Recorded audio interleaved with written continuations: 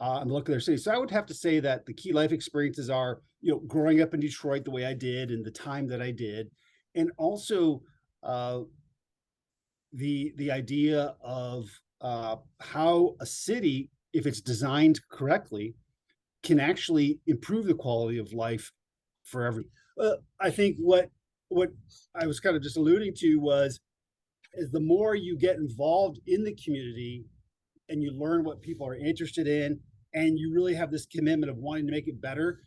For example, going back to my life experience in Detroit, just being frustrated. Like, how come things aren't changing? Why is it starting and stopping? I don't understand. And now you're kind of in the engine room. Well, the city of Tempe does have core values, which I've adopted. I mean, I used to be in the Marines. That probably is another life So experience was my because I like to father. get things done, right? Have a Yeah. mission, get things done. So the values of the city are, people first, right? Respect, quality, creativity, respect, diversity. So all those things go into what we do as a city. We live our values, and we are always striving to do better, making progress, whether it's on social innovation, like what we're doing now with homelessness. We're taking an approach that leads with outreach to try to get people housing and supportive services, right? Hmm. Uh, and we're tracking that with data. We're using a lot of data.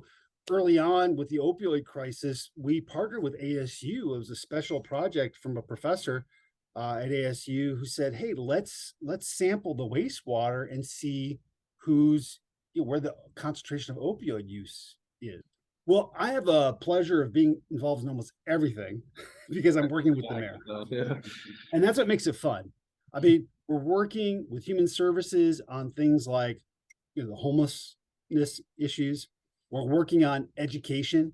Uh, I was very proud to be a part of that early on several years ago when we looked at partnering with our local schools to make sure that there's equity in the education system so that we can give people opportunities. For example, we created something called College Connect. Uh, it wasn't uh, you know out of nowhere. We adopted some ideas from other cities, and basically what it is, it's a counseling and resource center for those students who need a little help on how do I get to college. Oftentimes, it's somebody who may be the first in their family to go to college.